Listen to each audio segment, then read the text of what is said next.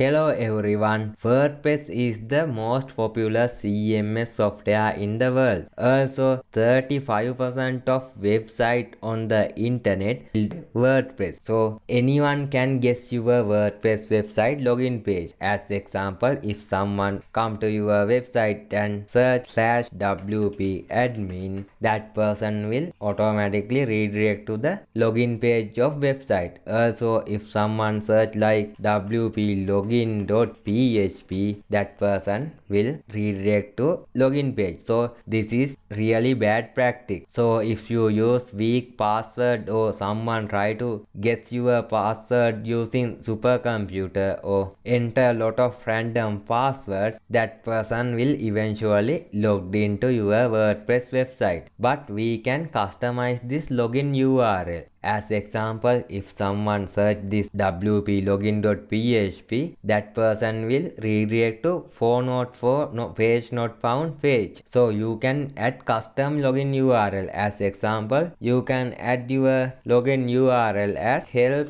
wp or something like that, and let's try to do it. So first of all, I click on login, and now I am at my WordPress website dashboard. I will go to plugins and click on add new. In here I will search WPS hide login. Now you will see a plugin called WPS hide login, and this plugin is compatible with this WordPress version. Also this plugin got 5-star rating. So let's install this plugin and customize our WordPress URL or hide our WordPress login URL. Okay, after I activate this plugin, I can go to settings, and in settings there has a URL called WPS hide login. I click on it. In here you can add custom URL, so you can add something not related to login. So as this example, I will add help in or something like that, so no one will think the login page URL is helping. So you can add anything. It may be a name of a place or product name or anything. Try to use name that not related to your website or your brand. So when you create this URL,